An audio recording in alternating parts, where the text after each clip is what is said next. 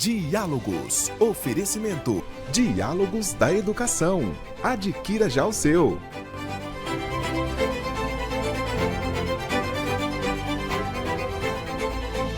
Diálogos, com Anderson Junque. Olá, seja muito bem-vindo ao programa Diálogos, que nesta semana vai falar sobre vida missionária.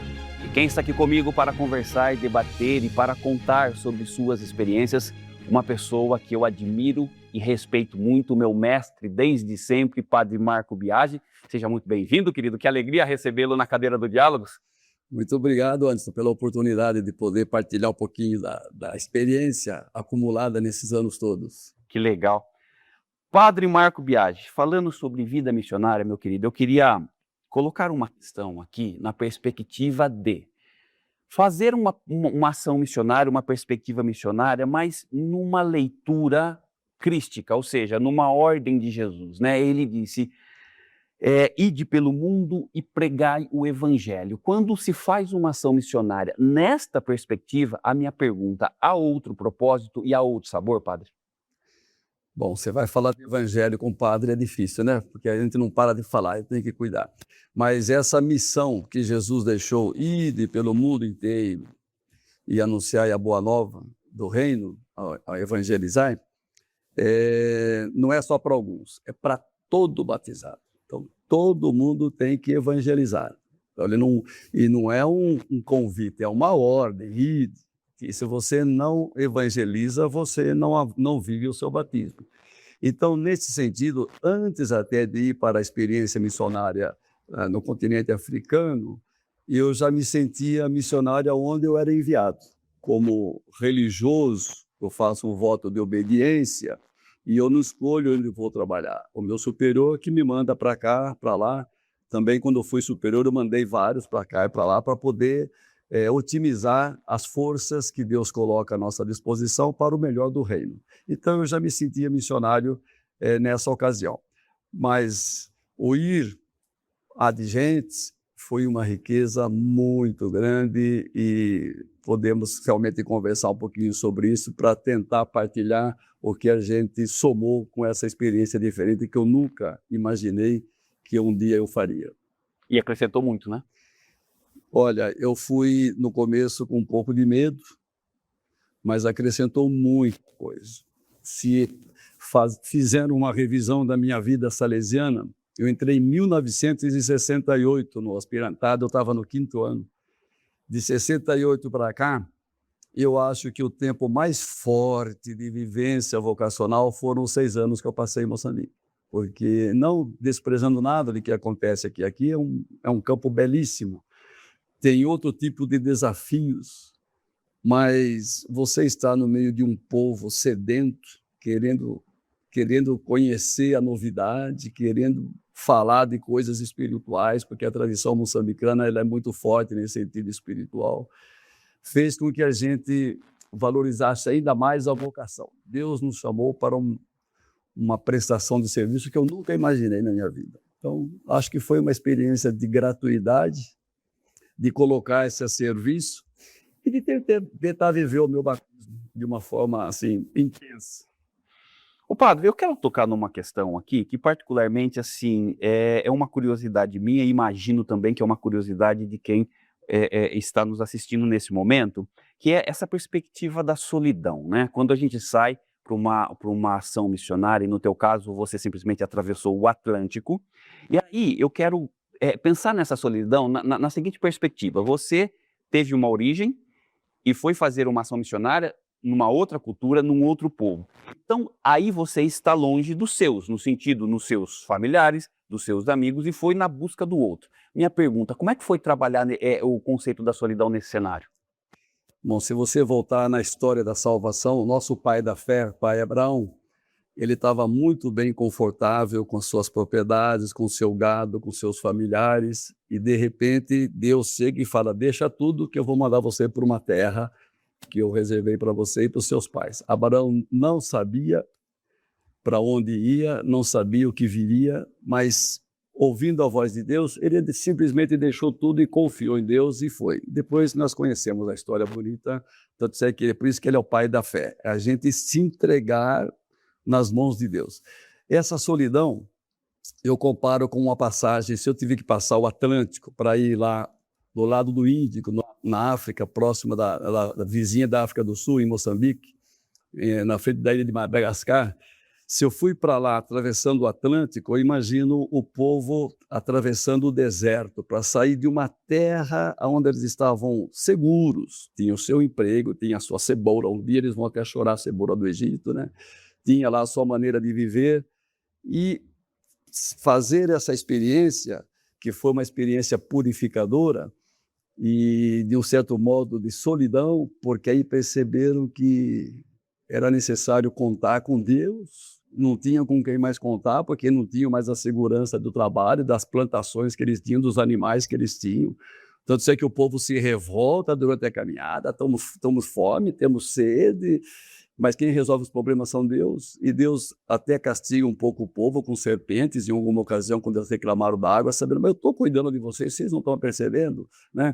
Então, essa experiência da solidão, de deixar a nossa zona de conforto, podemos dizer assim, para ir para o novo, onde você não conhece praticamente ninguém, não conhece cultura, não conhece nem os costumes, nada daquela região, nunca tinha ido naquele país, e vou lá para ser superior dos salesianos. Para mim foi uma experiência que, a princípio, me tirou o tapete, vamos dizer assim. Fiquei perdido. Quando eu recebi essa obediência do meu superior, eu fui para a capela e falei, meu Deus, o que eu vou fazer? Eu não costumo fazer isso, mas naquele dia abri a Bíblia em qualquer página e lá estava aquela frase de Jesus na hora que ele ia assumir a cruz, Pai, afasta de mim esse cálice, mas não seja feita a minha vontade, seja feita a sua. Aí eu falei, puxa vida, falei, até acho que a Bíblia está meio alinhada com os negócios aí, mas eu não acredito. Aí conversei com os parentes, amigos, despedi dos meus familiares, minha mãe estava doente, você sabe muito bem disso, e fui. Lá tinha momentos eu estava sozinho e achava tantos problemas, tantos desafios, eu falei, mas como é que eu vou encaminhar isso, né? Nos primeiros meses eu ia no sacrário e conversava com Jesus, você me mandou aqui, mas para fazer o quê? O que eu posso fazer dentro dessa situação? Então esse encontro com Deus, que força eu fazer o encontro com a minha intimidade, o encontro comigo mesmo, né? Com si mesmo, que a gente fala, né? Me faz tomar consciência dos meus limites e das minhas capacidades também de improvisação, de jogo de cintura, de adaptação. E então é uma solidão onde você não está sozinho, porque está rodeado de pessoas que Sim. precisam e estão na expectativa de como é que você vai resolver certas situações. E você está, sobretudo, com Deus. E se Deus está com a gente? No dia 24 de março, nós celebramos a memória de Santo Oscar Romero, aqui de El Salvador. Ele foi vítima de uma grande injustiça, lutou pela justiça, pela verdade, e uma vez alguém perguntou, o senhor não tem medo de se expor tanto? Ele falou, se Deus está comigo, eu sei que eu corro risco, eu não sou inocente, mas eu me entrego totalmente nas mãos dele, ele está comigo, ele está me pedindo, ele está indicando esse caminho, então não posso temer, eu tenho que avançar porque tem muita gente que depende das minhas atitudes. Então chega uma hora que você acaba falando, eu tenho que estar aqui para, talvez, na minha insegurança, tentar dar segurança numa série de situações que a gente pode ajudar a encaminhar aqui nessa terra estrangeira. Ô, padre, nessa perspectiva, eu acho muito bonita essa sua fala, eu queria entender um pouquinho esse diálogo entre não vou dizer a desconfiança, mas a insegurança humana versus a segurança absoluta de Deus. Para a ação missionária. Como é que é trabalhar com isso, padre? Bom, o meu projeto de vida foi caminhar pela vida religiosa e entregar a minha vida nas mãos de Deus pela causa do reino. E confesso que há momentos muito difíceis. Esse de Moçambique foi uma experiência assim, radical, mexeu comigo, o meu emocional, com o meu espiritual, ficou tudo melhor, posso dizer, com muito mais segurança, porque quando você chega na provação dos seus limites, você percebe que você tem capacidade de se conhecer e talvez aproveitar melhor as qualidades que você tem. Mas nessa entrega, eu me preparei, acho que Deus me preparou por uma série de coisas, inclusive os piores momentos de vida religiosa, humanamente falando, eu não passei em Moçambique, eu passei aqui em São Paulo. Numa sociedade muito mais agressiva, competitiva, violenta, egoísta, onde quem pode mais chora menos e às vezes a pessoa toma o poder para poder derrubar você sem você saber por quê. Então, tive uma dor muito mais forte aqui do que lá. E essa experiência de que a gente está com Deus nos faz, em alguns momentos, humanamente falando, a gente pensar que Deus está distante. Fala assim, onde o senhor está? O senhor está calado, o senhor está oculto. A gente vê essas guerras, aquelas 170 e tantas crianças que morreram naquele míssil que caiu lá em Teherã. Mas, meu Deus! Ou um campo de concentração, você fala, mas tanta morte, por que isso? E aí você vai percebendo como é que Deus, que não quis, que não programou todo esse sofrimento, como é que Deus não abandona você nessa hora. Então, essa presença constante de Deus, sobretudo no momento que você está mais fraco, mais fragilizado, é que dá força para você continuar a sua caminhada. É bonito demais, é bonito demais. Quem tem Deus não tem nada contra ele.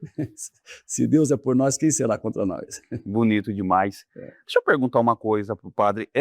Do ponto de vista do relacionamento humano, padre, seguramente você se encontrou com o diferente, mas com o diferente do ponto de vista do humano e do social, e aí eu estou falando de cultura. Os primeiros meses, ou até o primeiro ano, foi o mais desafiador até você entrar num contexto de entendimento. Como é que foi isso, padre? Bom, do ponto de vista humano, você chega a uma conclusão que todo ser humano quer a bondade, quer a justiça, quer a verdade.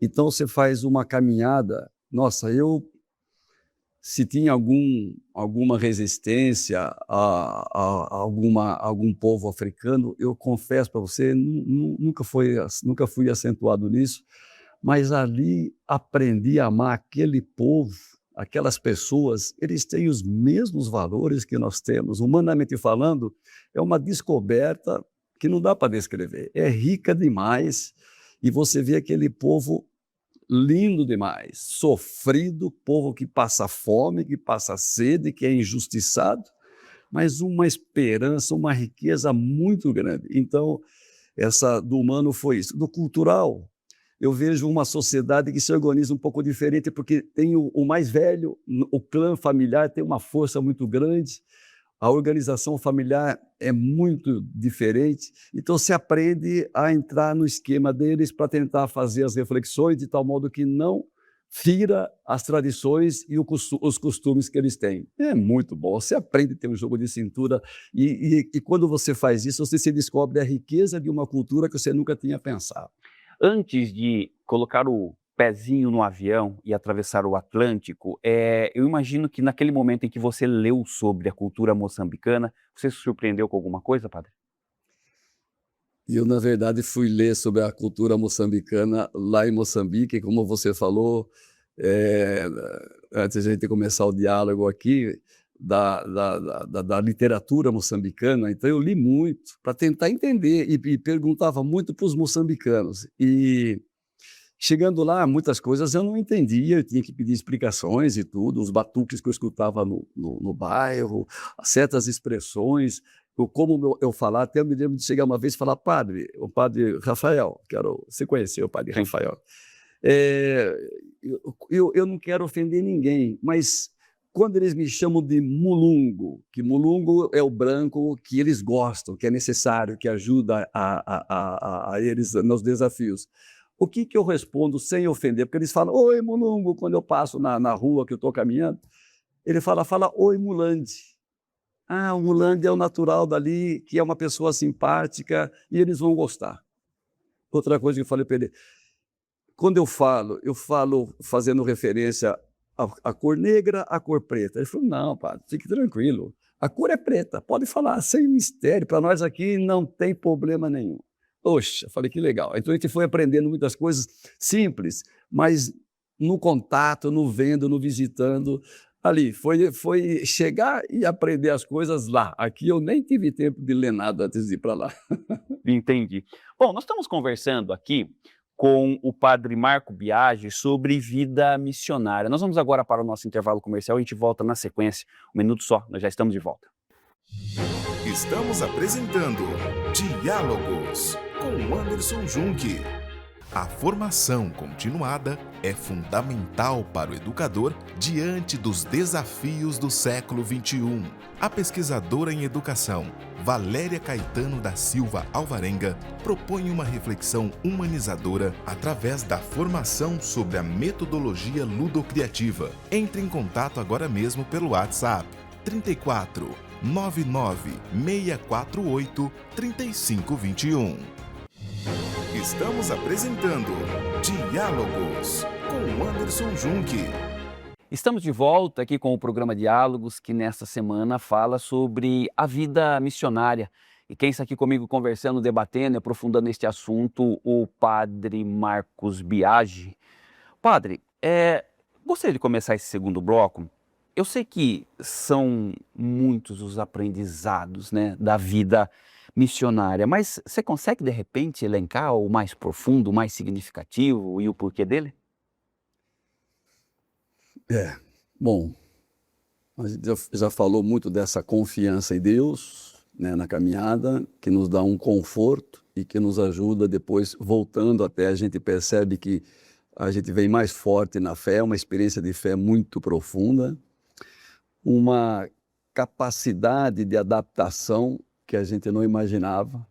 O calor de lá é muito grande, tinha lugares que eu fazia visitas para as várias, eu era responsável pela presença salesiana em todo o país, né? Então tinha lugar que eu ia de carro várias vezes no ano, e a 1.700 quilômetros de Maputo, onde era a minha sede, pela estrada, inclusive você fez essa caminhada com a gente, e lá o calor era de 44, 45, né? Eu achei que não ia dar, gostei demais, me adaptei muito bem ao clima, então essa adaptação. Eu tenho a impressão que a improvisação, a capacidade de improvisar certas situações, a capacidade de entrar em empatia e sintonia com pessoas diferentes, com culturas diferentes, e depois... No começo eu sentia muita falta dos amigos e familiares, porque era o meu porto seguro. Quando eu tinha alguma crise, alguma coisa, eu vinha em casa, ou encontrava uns amigos, sempre a gente fazia um lanche, tomava alguma coisa, sempre dava um conforto humano. E lá a gente aprende a fazer isso com o povo de lá, e se sente muito bem. Eu passava o dia todo nas celebrações que eles tinham, ficava lá com eles, e eles gostam de perder tempo, no bom sentido, com os amigos. E saem de casa, uma vez eu tentei diminuir uma festa que a gente celebrava todo ano, ele falou, padre, não, a gente já sai de casa, é para isso, a gente já traz lanche, comida, partilhamos tudo, nós queremos ficar o dia inteiro. Eu falei, então se vocês gostam, é bom. Então a gente vai aprendendo com eles também a fazer a coisa para valer. Eu acho que tem tanta riqueza que a gente aprende, irmão, que você fica aí entusiasmado de ver como a vida é bela, como as oportunidades do bem nos aproximam tanto, e como que é possível fazer diferente coisas que você costumava fazer de uma maneira, lá se faz diferente. Só um exemplo. Quando eu celebrava a missa, a hora de ler o evangelho, o povo sentava todo. Aí um dia eu falei assim para uma irmã, mas... lá a posição de respeito de quem está ouvindo para nós é em pé. Ele falou, não, padre, não. Aqui na cultura, quando o mais velho fala, os outros sentam e escutam com respeito. Eu falei, pá, que beleza. Mas de Jesus está falando, é a melhor posição, sentar e escutar com respeito. E era isso. Então, só para dizer, há um diferente que a gente vai aprendendo e vai se encantando. Que interessante. Padre, eu queria colocar uma questão aqui. Diria que do ponto de vista filosófico existencialista, entender um pouquinho, quando a gente pensa na vida humana, a gente tem a noção, ou ao menos é para ter, que a vida é finita e a vida vai acabar num determinado momento. Mas o que eu queria colocar aqui, para quem tem a vida missionária, a perspectiva sabe aquela perspectiva de Paulo apóstolo, né? Combati o bom combate, terminei a carreira e guardei a fé. Quando a gente fala da finitude da vida, na perspectiva da vida missionária, existe um outro propósito, ou este é o propósito? E como é que você vê tudo isso, pautado inclusive nas falas de Paulo Apóstolo? Eu acho que na missão você vai, você se entrega, sobretudo porque se acredita que a gente nasceu não para morrer. Nascemos não para viver eternamente aqui. Nós nascemos depois que nós vamos celebrar a Páscoa daqui uns dias, ou no mês de abril, dia 5 de abril, e ali a gente celebra que a vida não é tirada com a morte, com o sofrimento, com a injustiça que se sofre, mas ela é transformada. Então, a finitude, para quem não tem fé, deve ser angustiante. Nascer para ficar enterrado debaixo de 7 palmos de terra, para mim é um desespero. Mas nascer sabendo que eu estou plantando e que vou colher na vida eterna os frutos do que eu estou fazendo aqui, dá um outro sentido. Então, nós nascemos aqui para amar, para servir, para poder ajudar, para ser feliz. Quando Jesus mandou a gente para evangelizar, ele não mandou ir chamar atenção, briga de religião, a minha religião é mais importante que a sua não sei o que está errada. Nada disso. Ele mandou falar de amor, de solidariedade, de um pai que ama e de um pai que não quer ver ninguém perdido, um pai que quer que todos se salvem. Então, dentro dessa perspectiva, eu vejo que a finitude de fim não existe. É apenas uma mudança, como do parto, a gente sai do útero materno para um tipo de vida mais completa e feliz. Eu saio dessa vida e nasço para uma vida eterna com uma alegria muito grande, se eu fiz com um bom propósito, mesmo sabendo que de vez em quando eu cometo um pecado, eu erro, eu desvio, mas eu tenho a confiança num Deus que me ama, e quem ama perdoa, ele me perdoa e ele quer a minha salvação, e isso me dá uma alegria muito grande. E na experiência missionária, de um modo muito especial, a ponto da gente se entregar. Falei, se eu morrer por lá, já estou feliz, né? Não tem problema, porque eu sei para onde Deus está me levando. Ele me leva para lá e ele me leva também para a vida eterna. Então, nesse conceito que eu acho que a razão da nossa existência é para a gente servir e amar. E finitude? Não, eu acho que não. É infinitude. Que lindo, que lindo. Na verdade, esse é o combustível da vida, né? É verdade. Que bonito. Ô padre, tem uma questão aqui que eu quero entender um pouquinho melhor sobre a questão do relacionamento com lideranças. O senhor saiu daqui para assumir de alguma forma um cargo de liderança em Moçambique, porém, né, uma pessoa adulta e com a consciência de vida sabia que lá tinha outras lideranças. Como é que foi o relacionamento da liderança padre que saiu daqui para fazer uma gestão lá, no contato com outras lideranças que estavam lá e que, com todo respeito, sabiam mais da regra do jogo, do tabuleiro, do que propriamente o senhor que foi para lá? Como é que foi isso? Olha, foi uma experiência que encheu meu coração, porque eu vi que é um povo muito acolhedor. Esses dias, em julho, estive lá pregando o retiro em Moçambique, e numa das missas falei, vocês não fazem ideia na missa, vocês não fazem ideia como vocês têm uma capacidade de acolhida, vocês têm uma capacidade de assumir a gente como parte do povo de vocês. Eu só tenho que elogiar vocês. Vocês são muito admirados. E quando vocês postam os vídeos de vocês, da maneira que vocês celebram o resto e se relacionam, todo mundo quer ver. Então, vocês têm uma riqueza muito grande. Então, eu não encontrei dificuldade para trabalhar com eles. Até fiz parte da diretoria da Conferência dos Religiosos, não só com os salesianos, que eu fui colocado pelos superiores ali. Quando ele me mandou para lá, eu falei, mas não conheço ninguém, não conheço as tradições, não conheço, como é que eu vou? Não, vai que nós queremos você com o seu perfil para ajudar a gente a tomar umas decisões naquela região, naquela província, né? E com os religiosos, fui da diretoria dos religiosos. Quando o Papa veio visitar Moçambique, eu tive que fazer uma entrevista, improvisar uma entrevista, porque os organizadores falaram, você é padre, você é salesiano, você tem contato com os jovens, você vai fazer as perguntas que os jovens fariam para a gente mandar para o Papa, para ele preparar o discurso para responder para os jovens. Fiz várias questões e no discurso que o Papa fez no encontro com os jovens, lá um estádio lotado de juventude, eu vi que ele respondeu as questões que eu apresentei, questões de dificuldades, de injustiça, de guerra que eles estavam passando, e o Papa fala, não deixem roubar a esperança, não deixem tirar a alegria do coração de vocês, jovens, nós precisamos... Eu percebi que então eu tinha uma função muito grande, até a ponto de estar relacionando com o Papa. Ajudei a preparar toda a cerimônia que ele recebeu com os religiosos na catedral. Me lembro de ter recebido o Papa. Veio o ex-presidente que assinou o contrato de paz em 75 para encerrar a guerra civil, que matou muita gente lá, deixou o país como o país mais pobre do mundo. O Joaquim Chissano queria entrar naquela conferência dos religiosos, o organizador não queria deixar. Falei, pelo amor de Deus, o Papa aqui... O presidente que assinou o Tratado de Paz, vamos trazer, arrumar um lugarzinho para ele. Eu ajeito tudo, se você permitir. Ah, então faça você. Peguei, preparei 3 cadeiras, veio ele, a esposa e o segurança que fica sempre com ele. Participou. Depois, relacionamento com o nuncio apostólico, era uma coisa assim constante. Ele me chamava para ir na anunciatura, almoçar com ele, conversar, trocar umas ideias sobre a religiosidade, porque ele chegou depois de mim, algumas coisas ele também queria saber a minha opinião sobre a organização da igreja, até indicação para algumas pessoas que poderiam assumir episcopado, etc. Então, bispos, arcebispos, olha, e as lideranças do povo muito respeitosas, as lideranças dos vários grupos com muito respeito, com muita disponibilidade. Nenhuma dificuldade, irmão. Acho que só aprendi que eles são muito melhores do que nós.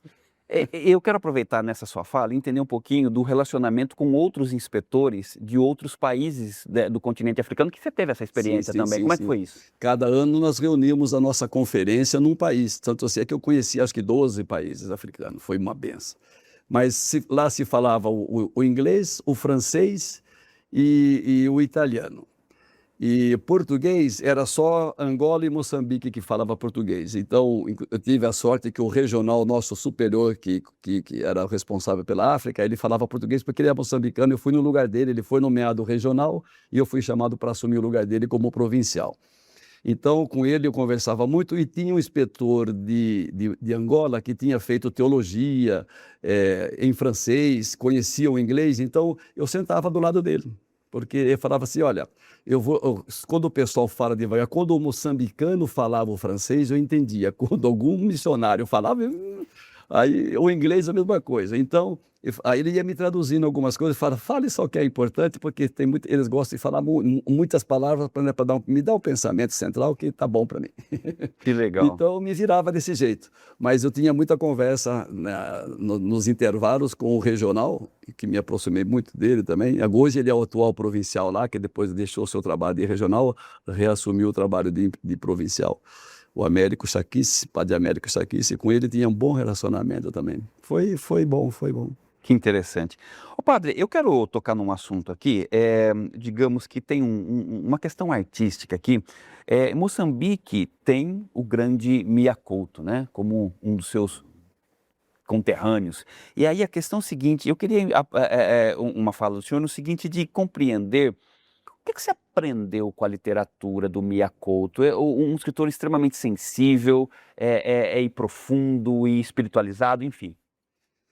O Mia Couto é fantástico. Inclusive, ele esteve aqui no Brasil. Não sei se você se encontrou com ele no Santa Terezinha. Não tive oportunidade, infelizmente. Mas acho que ele viu a sua exposição. Sim, né? isso sim. O Anderson esteve lá conosco e fez uma exposição que rodou por muitos lugares e a gente agradece que divulgou bastante a cultura moçambicana.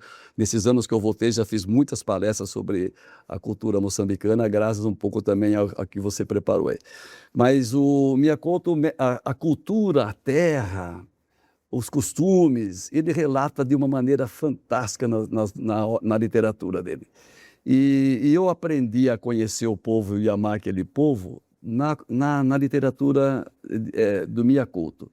E uma vez eu me lembro que me impressionou, porque nós tínhamos assim, a gente via muito o povo passar fome, eu também tinha os intervalos de refeição, porque às vezes a gente pegava a estrada, ia longe, não era que tinha tantas paradas como tinha aqui, ficava 10, 12 horas sem comer nada, né? E aí uma vez eu aprendi, na época da guerra, o vô levando, ele contando num dos romances, o vô levando o netinho para fugir de uma área de conflito, encontrando ônibus queimados, tudo. Aí o menino estava com fome, ele falava assim, encha a boca de saliva, mas encha bastante, depois você engole de uma vez só que você engana o estômago na fome. E eu quantas vezes fiz isso para poder enganar o estômago, e então são coisinhas simples, né? Mas que se aprende no sofrimento, que se aprende na convivência. Ele é moçambicano e tem um coração muito grande, e valoriza demais o seu povo. Uma coisa bonita que ele fala, país pobre não produz riqueza. Como é que é? País pobre não produz riqueza, produz ricos. Então a riqueza fica na mão de poucos, e o povo que merecia, que tem direito. Então ele vai mostrando um pouco a realidade sofrida, e ele faz de uma maneira que encanta a gente. Ele fala coisas lindas demais. E de alguma forma, então, a gente pode dizer que você se sustentou na literatura de Mia Couto para viver os 6 anos em Moçambique? Li vários livros, eu não vou nem lembrar, porque a minha memória não é boa, eu não vou lembrar nomes, mas, olha, uns 5, 6 livros eu fui devorando no começo para poder, eu tinha que começar a entender aquele mundo, e foi com a literatura de Mia Couto, gosto demais dele. Que interessante, né? Graças ao grande Mia Couto. Aliás, padre, falando nele, eu sempre reservo, você conhece o programa, uma afirmação de uma grande referência no assunto que a gente discute aqui com o nosso convidado. Eu escolhi uma frase do próprio Mia Couto, vou abrir aspas para ele e depois então vou pedir o comentário do senhor. Abrindo aspas para o Mia Couto, ele vai dizer o seguinte: o importante não é a casa onde moramos, mas onde em nós a casa mora. Fecha aspas, Mia Couto. Como é que essa fala, padre? Esse encontro com a própria intimidade vai revelar que você vai estar bem com você mesmo quando você desconhecer a riqueza interior que você tem, né? Você vai encontrar no coração o seu lar. Você vai amar o espaço físico, a casa, mas se você tiver que sair da casa física, você não vai sair do seu coração. Você vai estar sempre, sempre bem. E você leva essa casa, esse amor, essa riqueza, esses valores que você tem para qualquer lugar, e você se sente bem. Então você está em casa. Eu interpreto por aí. Que legal. Padre Marco Biagi, que honra, querido, recebê-lo aqui. Eu queria demais agradecer pela sua presença, pela amizade de sempre, pela partilha, por toda a presença simbólica, inclusive, você tem na minha vida. Quero aqui aproveitar e te agradecer publicamente nesse momento mágico, histórico que nós estamos vivendo agora, e quero aproveitar diante desse presente que você me deu e deu também agora ao público do Diálogos. Vou pedir que você faça suas considerações finais e, mais uma vez, minha gratidão. Obrigado mesmo por mais essa oportunidade, padre. Anderson, muito obrigado por você ter feito esse convite. Me sinto muito honrado de estar aqui, e encerrando um pouco a conversa que tivemos, a que foi de missão, e encerramos com Mia Couto. Mia Couto fala assim, no amor não existe limites, porque o amor é infinito. Então, quem coloca limites não ama, né? Quem não se entrega totalmente, quem não faz a experiência de uma entrega total, não realiza o amor. Isso vale para o matrimônio. Quando os dois nubentes se encontram e se entregam de verdade, aí existe amor, aí existe a felicidade verdadeira. Eu também vejo no trabalho missionário essa mesma coisa. A gente tem que ser total, sabendo que vai ter sacrifício, sabendo que vai ter uma porção de coisas que vão nos testar o máximo possível, mas se eu amo, eu supero tudo. Quem ama consegue vencer tudo. Muito obrigado. Imagina, eu que agradeço. Fale, Marcos, saúde e paz, Deus abençoe sempre, viu, querido? Muito obrigado. Uma jornada de sucesso para você e para todos. Maravilha. Um abraço, filho. Fica com Deus. Muito bem, você assistiu aqui mais uma edição do programa Diálogos, que nessa semana falou sobre vida missionária. Quem esteve comigo aqui conversando, debatendo, falando das suas experiências no continente africano, o padre Marco Biagi. Fique atento aos nossos canais para receber outros conteúdos. Um forte abraço para você e até mais.